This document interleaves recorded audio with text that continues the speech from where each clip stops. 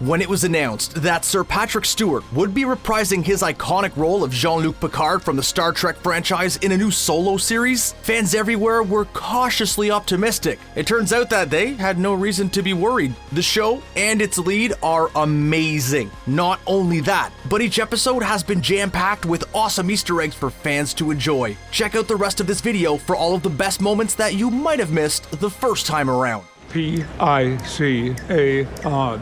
Jean-Luc.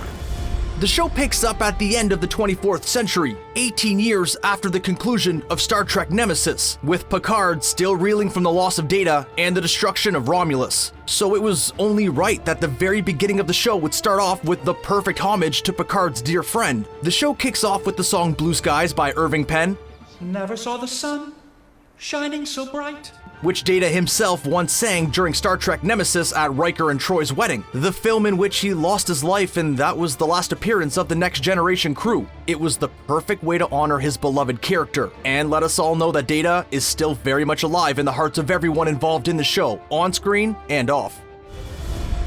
Data isn't the only one whose memory Picard is keeping alive in one way or another. One of the first characters introduced in the series is definitely one of the cutest, his pitbull, Number One. While Number One might just seem like the appropriate name for any canine companion, fans of the franchise know that Number One was Picard's nickname for Commander Riker, who was the Enterprise's first officer for many years. Not only that, but the choice of making Number One a pitbull is also a sly reference to Sir Patrick Stewart's real-life work fostering pitbulls and working with animal rescue organizations. In fact, Patrick Stewart has gone viral more than once for his adorable videos of him playing with his many foster puppies, proving that every now and then something good actually happens on Twitter.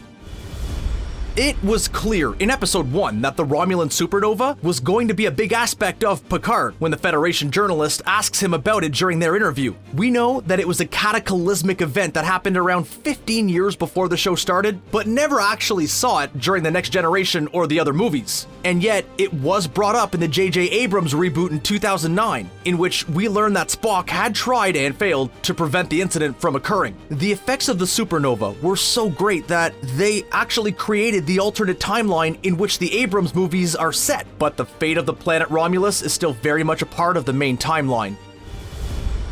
In the first episode of Picard, we meet his two housekeepers, Laris and Zhaban. If you're just jumping into the Star Trek universe, you might not know that we have actually seen these two before, but not in any previous movie or TV show. Actually, they appeared in the companion comic book Picard Countdown. They were introduced as former members of the Romulan Secret Service, or the Tal Shiar. Another cool thing to note about them is that Zhaban has the forehead ridges typical to the Romulans from the Next Generation, while Laris' forehead is smooth, like those from the original series, which happens to make her indistinguishable from the Vulcans.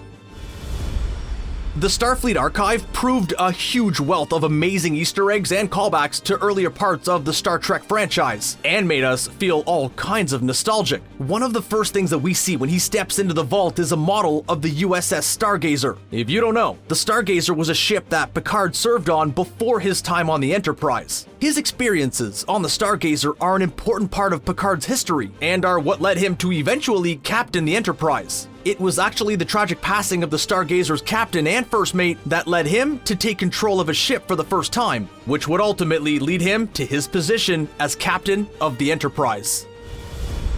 Of course, there's a whole lot more going on inside Picard's vault of memories, and we couldn't move on without addressing a few more things. For starters, there's a few more ships, including the Enterprise E, complete with the captain's yacht that comes off with it, which reminds us of his other collection of models in the Enterprise briefing room. Up on the wall, Picard has placed a Klingon Batleth along with the Doc Tang dagger, which he carried earlier during his time as Klingon Arbiter of Succession, which can also be seen even earlier in the episode Sins of the Father. Along with those, he still has the Captain Picard day banner from the Next Generation episode The Pegasus. Yes, it's for the children. And his faithful copy of the Globe Illustrated Shakespeare.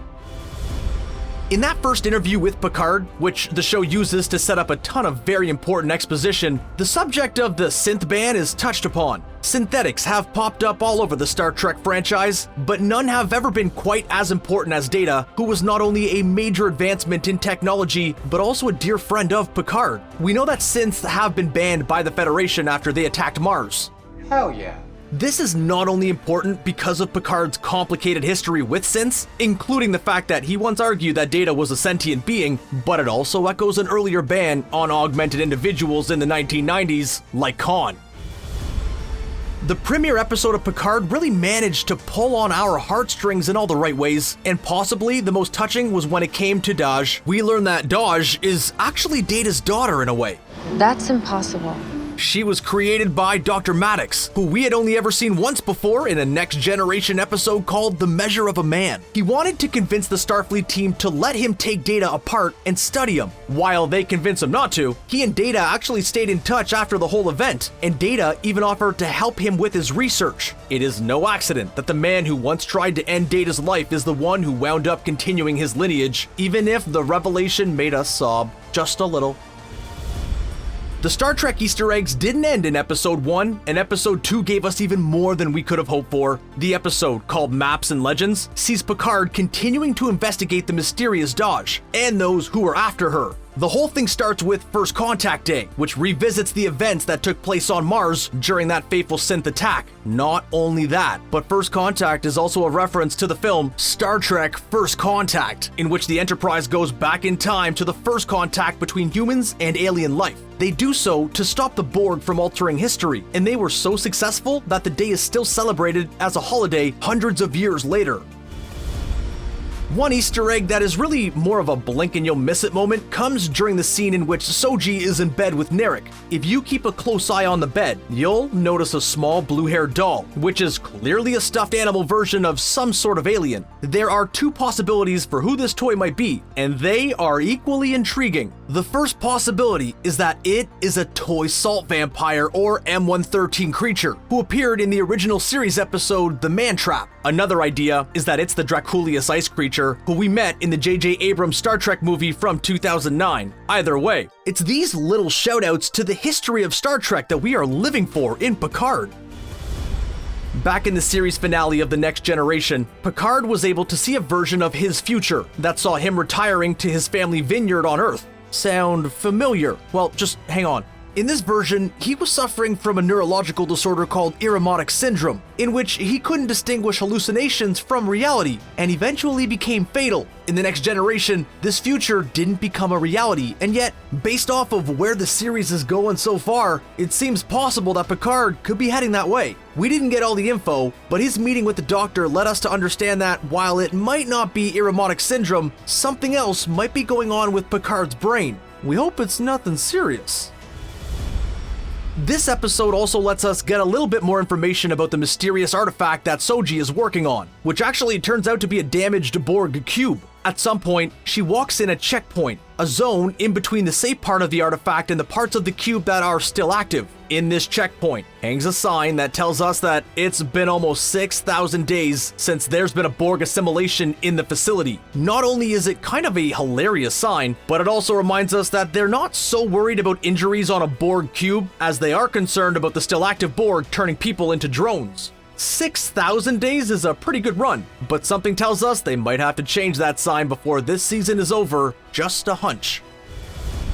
In Episode 2, we got to see Picard revisit the old Starfleet headquarters, which has been located in San Francisco for a long time. He heads back there for the first time in many years in order to try and get himself reinstated on a mission, one that would allow him to find Soji and keep her safe. Not only was it really fun to see the headquarters again, but there is more about the iconic plaza than meets the eye. While it looks out of this world, the building that they used to film it is actually the Anaheim Convention Center in Anaheim, not San Francisco. And it's not just any old convention center either, it's actually where both the Blizzard Entertainment BlizzCon and WonderCon are both held.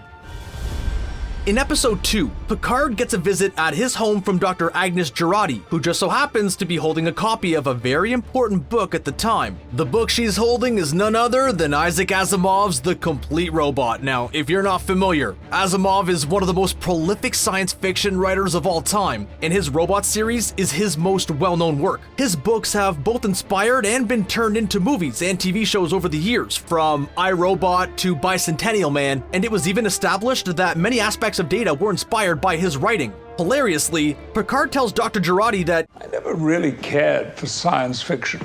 most likely because he lives it pretty much every day. Fun fact, Asimov was actually a good friend of the creator of Star Trek, Gene Roddenberry.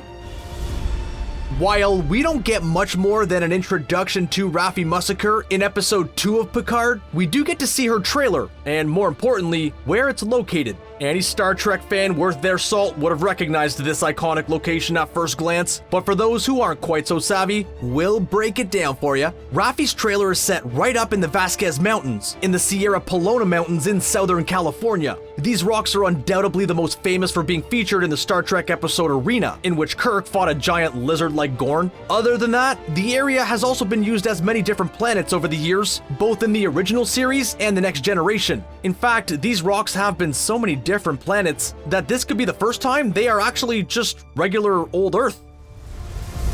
There is clearly so much love for the rest of the Star Trek franchise in Picard, so we're positive that the Easter eggs will just keep on coming. What do you think of the show? Are there any awesome tidbits that we left out off of this list? Let us know in the comments, and don't forget to hit that subscribe button to keep up with the latest from ScreenRant. You're in no position to dictate to anybody.